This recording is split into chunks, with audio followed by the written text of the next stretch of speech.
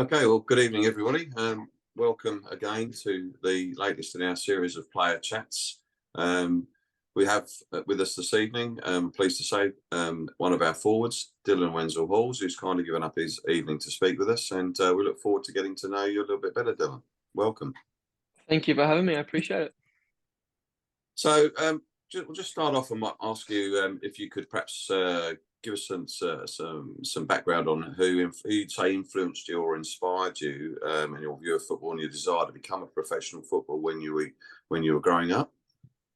When I was younger, I always supported Man United. I love the color red, so grew up supporting them, and obviously, David Beckham. I think he was a superstar, and I think especially with the documentary that's just come out, I think everyone's sort of been watching that and understanding how big of a star he was. But he was my favorite player growing up, and someone I idolized, on and off the field, and what obviously ultimately made me want to be a footballer. But you would have been saddened by the news recently then of Bobby Charlton's passing, I'm sure. Yeah, of course. Obviously, it's sad, and obviously, you saw how much of an influence he was on Beckham's on his life as well. So, yeah, it's sad, and obviously, as a United supporter, it's sad for sure. Was there a moment in your young life where you made a conscious decision to follow the life of a footballer, or was it something that you always wanted to do, or was there a particular moment in your life where you thought, this is what I really want to do, and I'm going to focus, very much on that?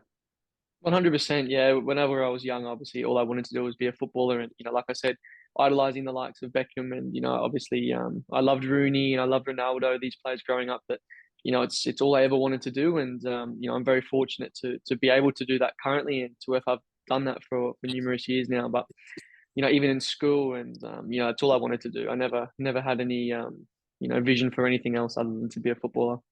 No plan B then. No, I mean, it's hard to say, but I always had a plan B in terms of, I was studying to be a teacher at the time, and whatnot. But, in the back of my mind, there was always a plan B, because that was obviously something that a lot of people spoke about just in case. But in my mind, I was always going to be a footballer, and, I worked, ever so hard to get to that level. I think that's probably true of most people in your situation. If you don't commit fully to the path, it's unlikely that you'll make it to the elite levels. And I think people don't necessarily appreciate the sacrifices that both individuals and families make along that journey. So, at what point were you sort of, I guess, entering into this, I suppose, the NPL space? At what age did you come across into the NPL space and start to really get on that path towards professional football? Yeah, in Queensland, it was always called, it was like the Junior Premier League. So I played in that from, I think it was under 12 onwards. So played in that, and then obviously at 16s, when NPL come into play, I went to a club called Olympic, and played, at the Greek club there, and had success obviously at under 16s, and onwards. But the NPL is a massive step up between the NPL and the A League, but it's also a good platform for players to have a crack in the NPL, and really get recognised by these A League teams.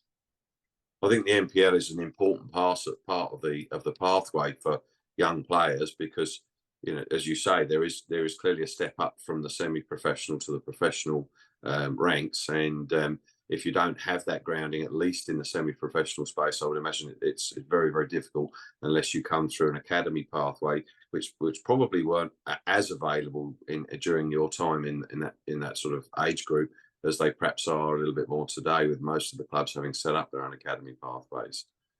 Yeah, 100%.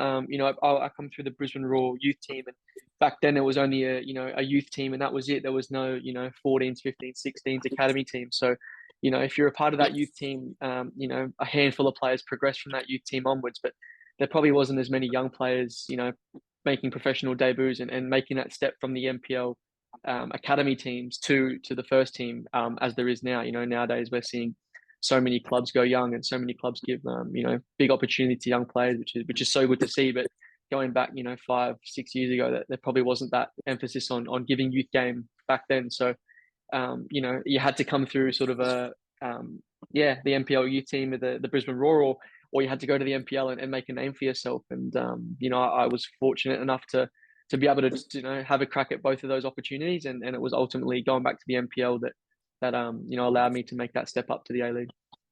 I think it's probably a sad fact that the loss of the National Youth League probably changed some of the pathways for a lot of players and made it much more difficult for them. So yeah, I hope that's something that the league will consider in due course and try to restore in some form, because there's no better way to become a better player yourself than to be playing against the other best young players in the country, and maximising the opportunities that gives you.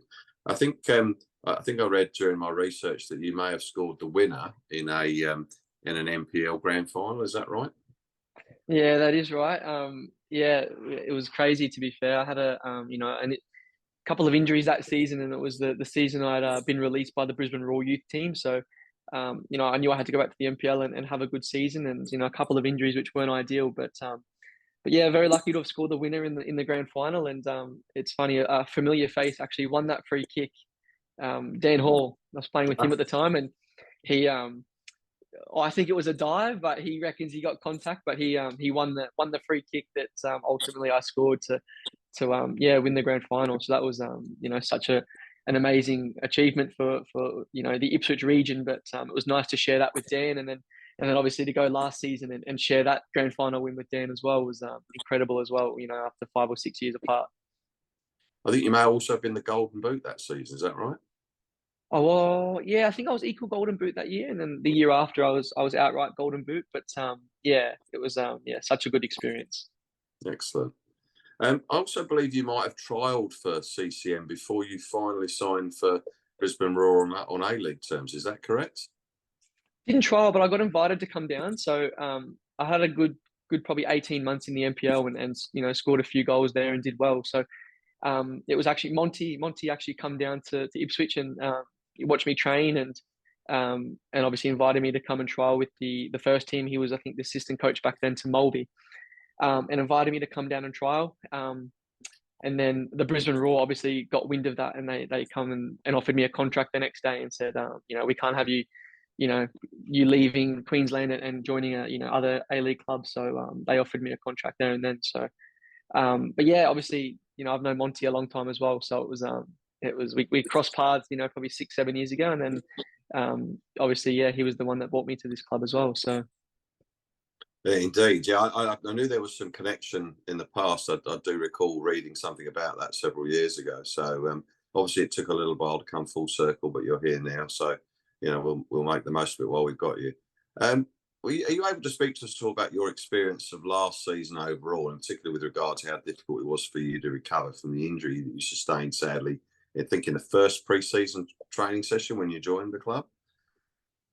Yeah, I was so excited to join the club, and the football that the club and the boys were playing at the time was incredible, and the fact that obviously they played two strikers up top, and that really suits me as well. So I was so excited to join the club, and my first session within 25 minutes, I busted my ankle pretty badly. It was just an awkward landing, and completely ruptured three of the ligaments in the ankle and bone bruising, and I had a slight fracture in one of the cartilages. So yeah, that took a long time to recover from, obviously, and at times when you do these ligament injuries, sometimes you're better off breaking it. The bone probably recovers quicker and better than the ligament. So that was really difficult to overcome, and missing 10, 11 weeks of that season, obviously coming here really set me back, and then obviously leading into the charge of the finals, the boys were just playing so good, so I didn't really get much minutes at all. So yeah, that was a really difficult period because I'd come here wanting to hit the ground running, and I felt really fit, felt really sharp, and yeah, it was just such an unfortunate injury. I felt at the time so disappointed that obviously Monty had brought me here, with this hope of coming in and adding to the team, and I wasn't able to due to this injury. So it was a really frustrating, difficult period individually, but seeing the boys, start winning and playing unbelievable football, and then ultimately winning the grand final was incredible. And I remember I said to Monty that my first session in the NPL after I got released by Brisbane at Western Pride, I rolled my ankle quite badly, and I missed. It wasn't as bad, but I missed about 5 or 6 weeks, and we ended up winning the grand final that season. So I said to Monty, I said, look, if this means we're going to win the grand final, then as painful and frustrating as it is, I'll take that for the team. And we obviously won the grand final, and not that that was the reason. I'm just joking, but yeah, it was a difficult period, but an enjoyable one because I was around a winning team and a winning culture, and it was so good just to watch the boys go out there and do their thing. Yeah, as much as I certainly would love to win another grand final, Dylan. I certainly wouldn't wish another injury on you, young man. So, but hopefully you can stay in reasonable shape for the season and get as much from it as you possibly can. I Yeah, think no, that's it.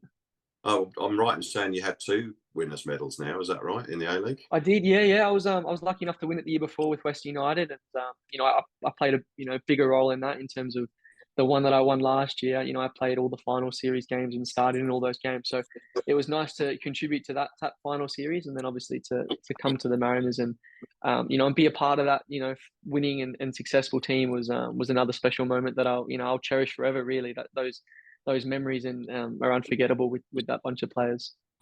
Yeah, I mean there'll be a great number of players in the league that never get that privilege to hold those medals, and so you must be very, very happy that you've got those in your locker, and hopefully more to come in the future.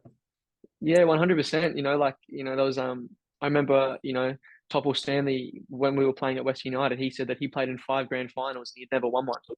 Yeah. Sorry, 4 grand finals, never won one. And obviously the West United one was his first out of five. So you're right, yeah, not everyone's lucky enough to win, win the toilet seat. So I'm very fortunate to have been able to do that twice and be a part of that season last year. Well, hopefully you'll have the opportunity to be a part of a finals push this season. Obviously, things haven't started quite as well as we'd like, but we'll touch on those a bit further on into the interview. But as you touched upon earlier, you've been in contact with Monty for some time before coming to the club. And obviously there's been a significant change with him and Serge having now departed to Hibernian during the pre-season. So given how close a lot of you players were to the coaching staff, how difficult was it to take that news when you heard it? I think, as players, we want to all push on and make careers in Europe and play at the highest level possible. So, as a coach or as a physio or an SNC involved in, elite sport, they're no different. They want to push their careers and work with, the best teams in the world and obviously progress their career. For Monty and Serge and moving to High is a massive opportunity for them and one that, we were all very, very supportive of and one that it was so good to see their hard work pay off, and as players that's what we ultimately want as well, for our hard work to pay off and make the move overseas as well. So of course it was sad, and a lot of the boys had worked with him from the youth team and into the MPL and then into the A League. So yeah, for them obviously very sad, but as they left, obviously we had our new coach come in and he's been brilliant since coming in. So look, it was an easy transition and it was it's one that we're still getting better with as well, and working with him is very good as well. So how what are the differences? So you've probably answered a couple of my questions there in that one section. How have you found the differences between Monty and Serge's approach and Mark and Danny's approach? Is there anything you can sort of illuminate us on in terms of what you're going to be trying to do differently, or is it very much is it very similar to what the style was under Monty?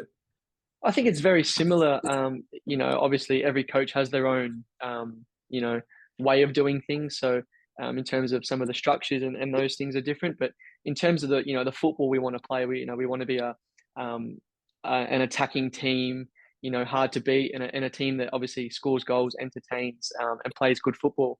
So I think that was the same with Monty and Serge, and it's the same with Danny and Mark as well. So I don't think much of that's changed at all. So look, we're like you said, it's been a tough start to the season, and we're working so hard to try and turn those results around, and I think it will come, and when it does come, I think we'll be okay for sure.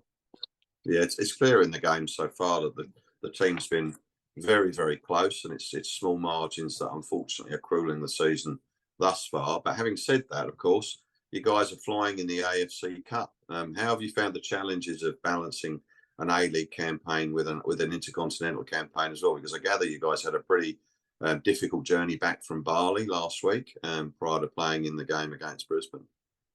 Yeah, obviously, to play in the AFC Cup's amazing. I've grown up watching the Asian Champions League and obviously watching Brisbane Roar play in that a couple of times, and obviously other teams in the A League. So to play in an Asian competition is an amazing achievement for the club, and I think it's the first time in 10 years that we've been back on the Asian stage as well. So it's been an awesome experience, and playing against these different opponents has been an experience that all of us players, obviously, because we're all quite young, are all enjoying and making the most of. And but it is difficult, like you said. We played in, I think it was like 90% humidity in Bali, and it was about 30 degrees.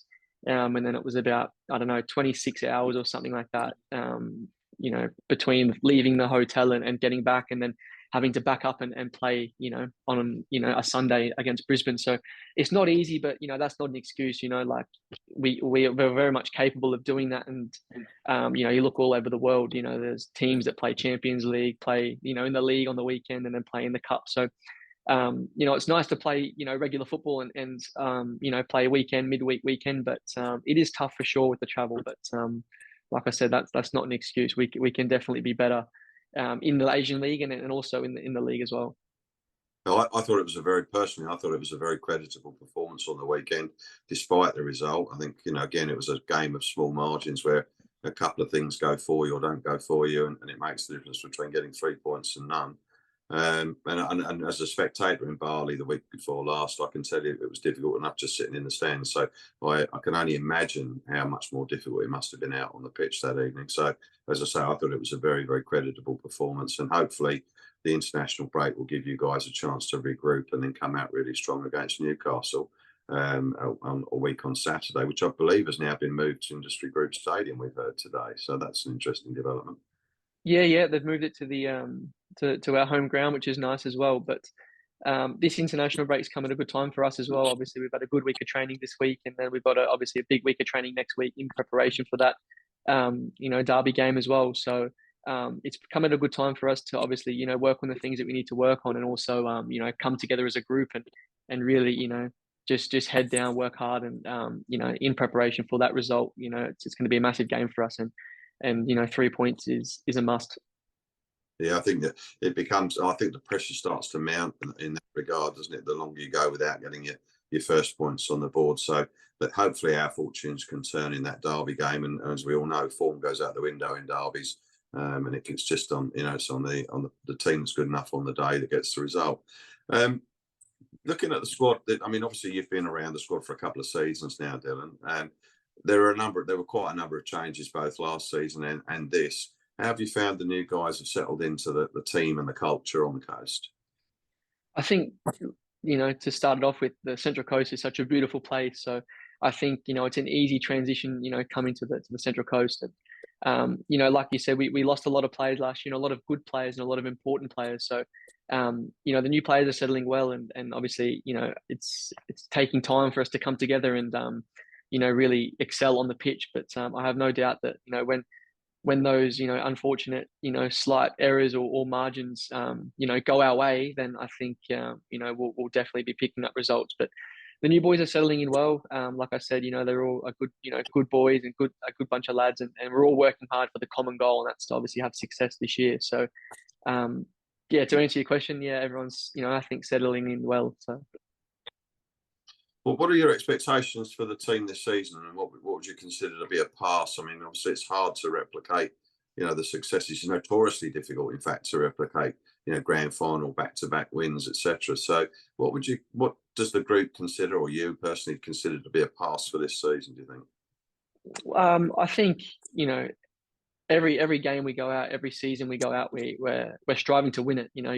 You don't go into seasons and games, to not win it or not aspire to be the champion. So that's always the goal, and that's always the ambition. But I think, once we start picking up results, I think we'll go on a good run of results as well. I think, like I said, when those small margins go our way, we'll be fine. But, in terms of a pass, well, finals football, this club's been playing finals football now for the last 2 or 3 seasons. And I think that's a non-negotiable for the club. And of course, like I said, we want to win every game possible, win every trophy that's available. And, these tough last couple of results, it's hard to, take those results, but we're still striving for that for sure.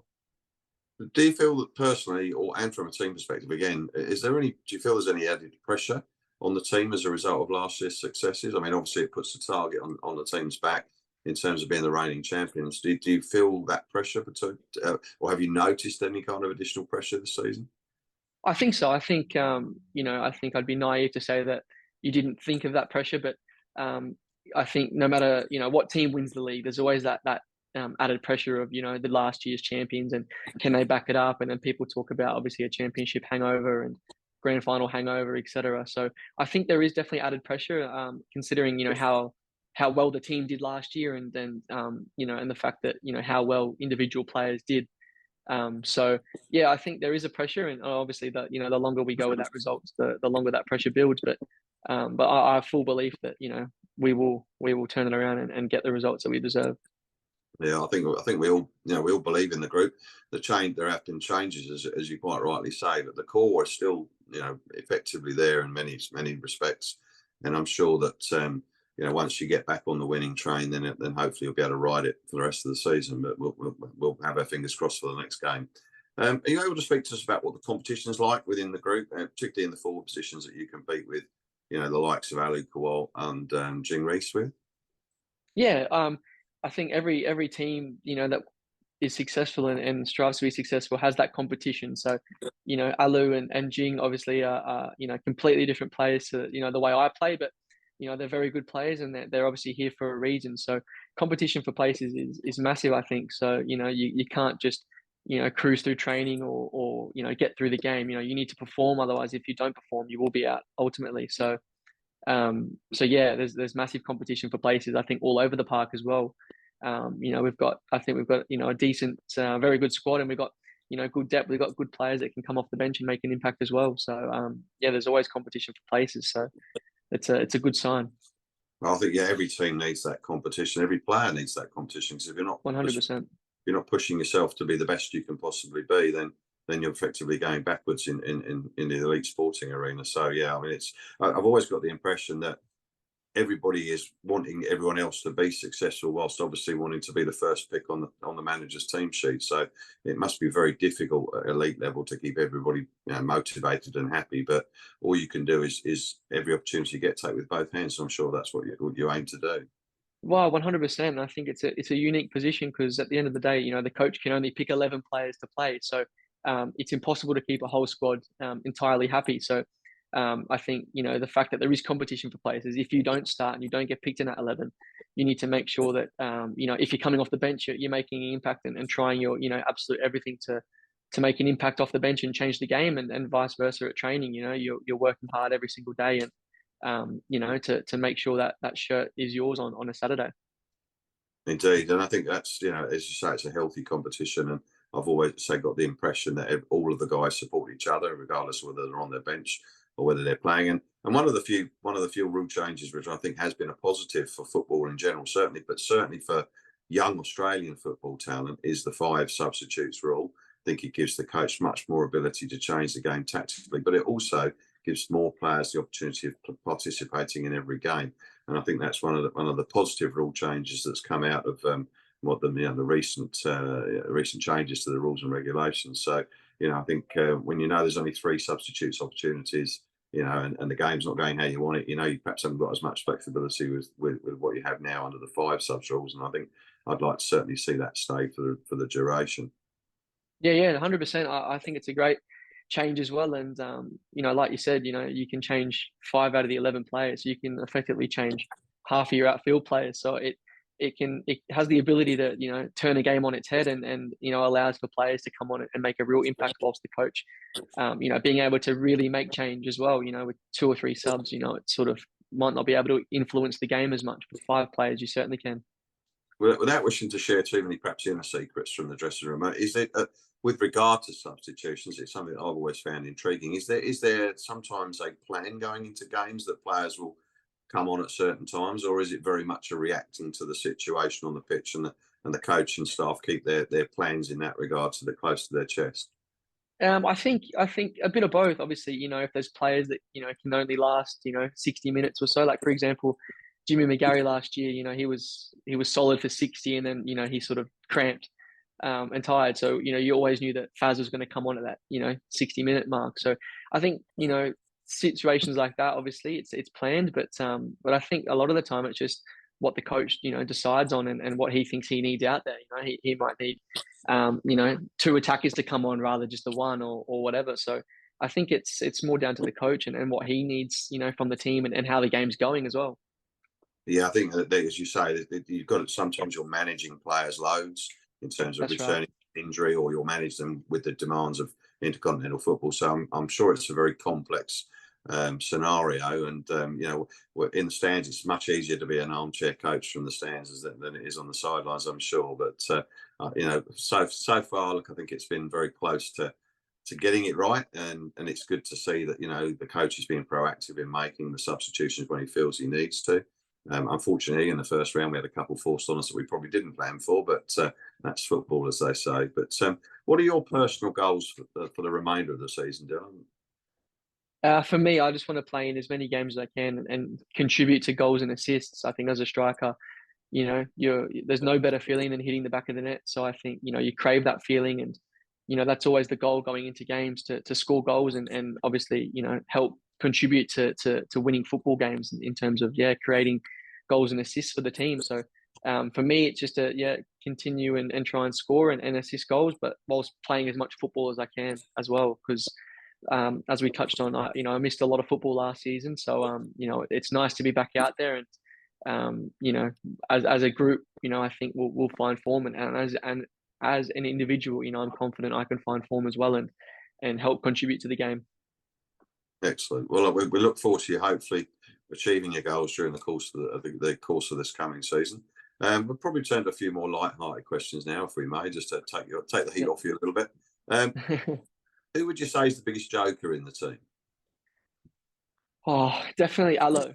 Allo's a joker. He's always making people laugh, and whether that's saying funny things or saying dumb things, but he's always good for a laugh. That's for sure. Yeah, I think from when I've had conversations with him, I do really love his dry sense of humour, because he can say some pretty offbeat things, and when you think about them afterwards, you realise just how funny they are. Yeah, he's like that for sure. And another one's probably Dan Hall. He's a funny fella. So but either of those boys are good for a laugh in the change room, and always joking around. And no, it's a good change room to be involved in, to be fair. I think you need those few characters in the change room, don't you, who lighten the mood when necessary. Oh, 100%. And especially in tough times, you need those characters to sort of, lighten the mood and obviously, just help brighten everyone's day. So yeah, those two boys definitely do that. But there's a few other funny fellas, I must say. Josh Nisbet, he's quite funny, and Thea Harris is funny as well. So there's a few boys that are good for a laugh. I've always thought that Harry Steele was a bit of a joker, but I can imagine he was pretty crestfallen after Saturday's incident, which was very, very unfortunate for him. And I think we all know he's not that sort of player at all. So I was quite relieved to see that he only got a 1-game ban.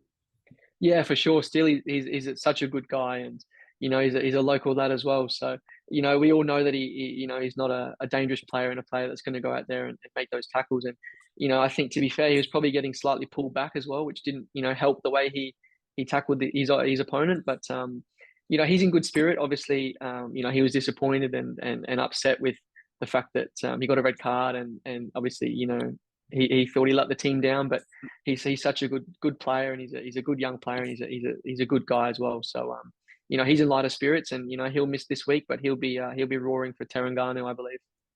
Excellent. Well, as I say, the good news with the intercontinental competition is you get additional games to play your football in. So fingers crossed he gets a chance to shine in that game.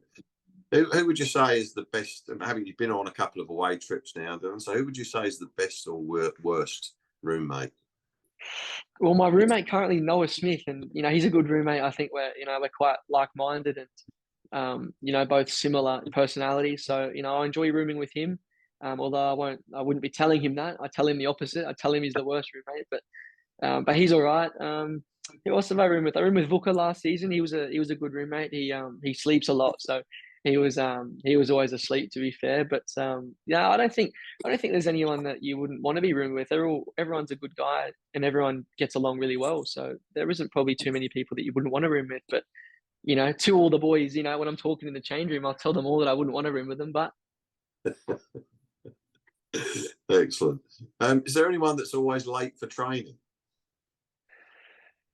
No, no, not really. I think we've got our fine system in place, so if you're late for training, it'll cost a pretty penny. So there's strict times you have to arrive and for meetings and training, etc. So for the most part, everyone's pretty much on time and get in nice and early, which is really pleasing for for the fine master, but no, not good for the kiddie.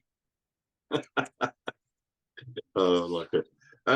Assuming that Central Coast Stadium is your favourite ground to play at, what's your favourite away venue? I'd have to say Coopers or Amy Park. I think Amy Park in Melbourne, it's such a nice stadium. It's nice, it's big, it's grand.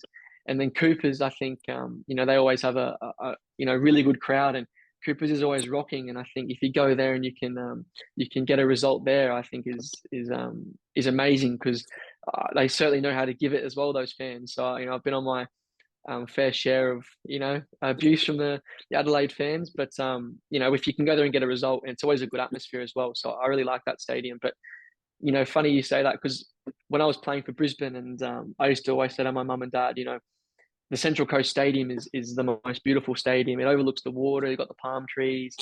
You stay in Terrigal, and it's beautiful there on the water. And I've always said to my mum, dad, and my partner that it's a beautiful stadium, and now they all get to watch me play here, and it's an amazing stadium.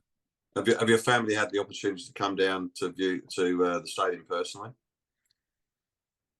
Yeah, they come down often. They're actually coming down for the Newcastle game, so next weekend. So yeah, they've come down a few times, obviously, and even my partner says, it's such a beautiful stadium on the water, and the palm trees, and you got the big hill in the background, and you got the sauce bottles, and you got the water. It's a beautiful stadium. So picture square. Oh, it's certainly a ground I think all of us fans enjoy going to.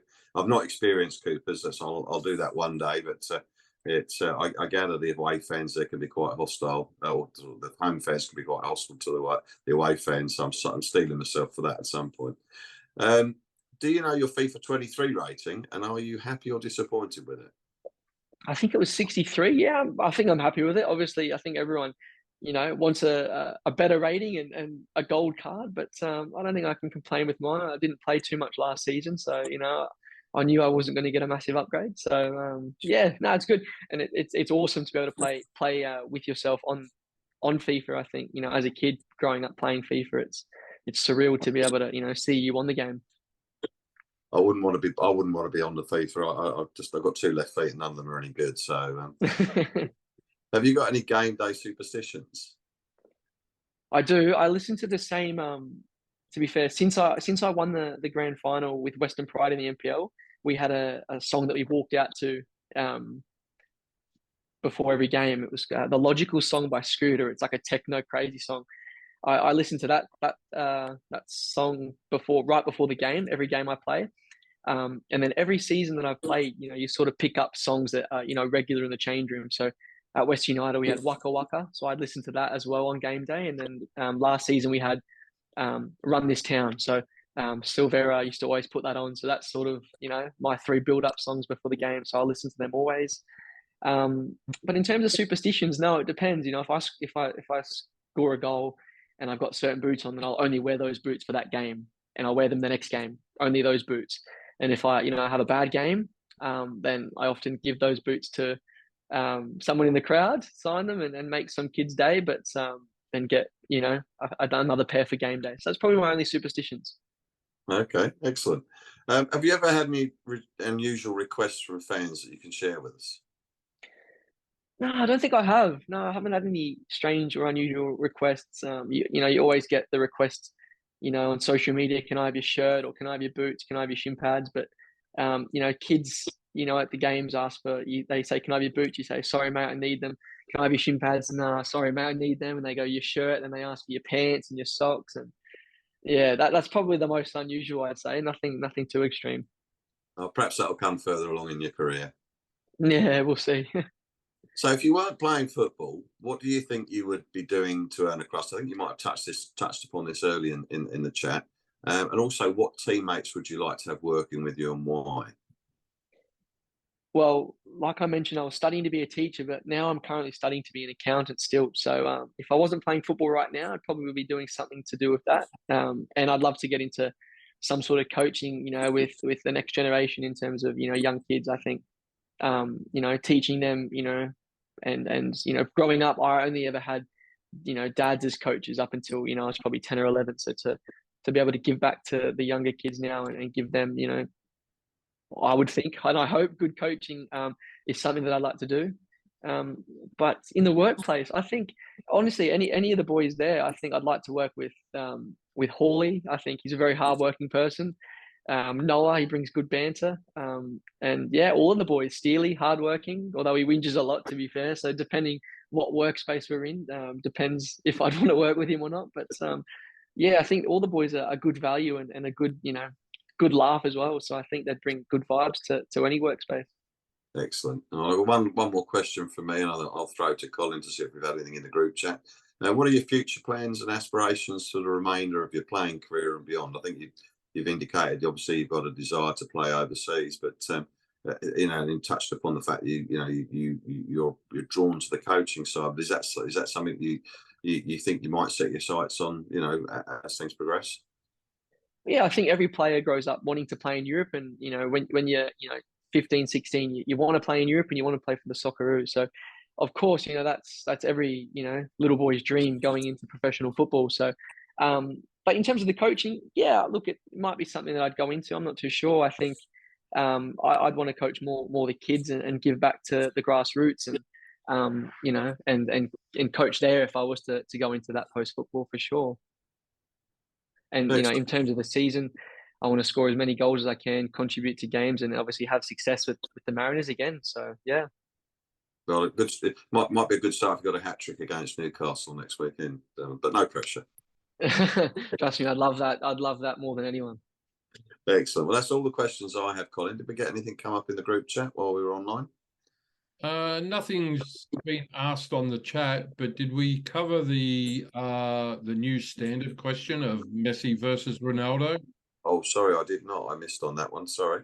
So that we ask every player this same question: is Messi or Ronaldo?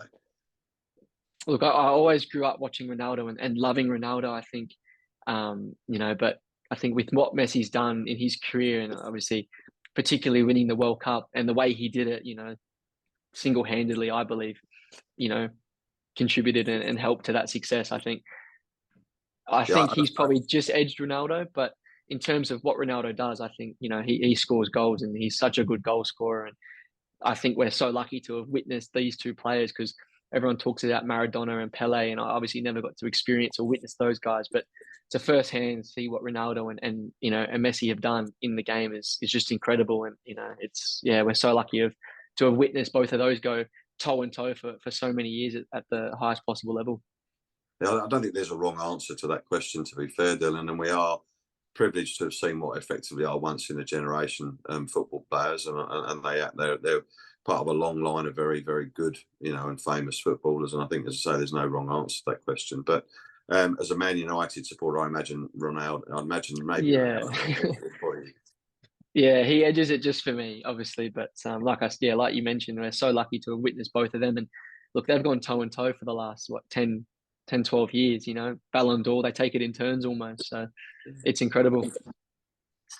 Excellent. Well, thank you very much for your time this evening, Dylan. It's been a pleasure chatting with you, and we sincerely wish you all the best for the remainder of the season.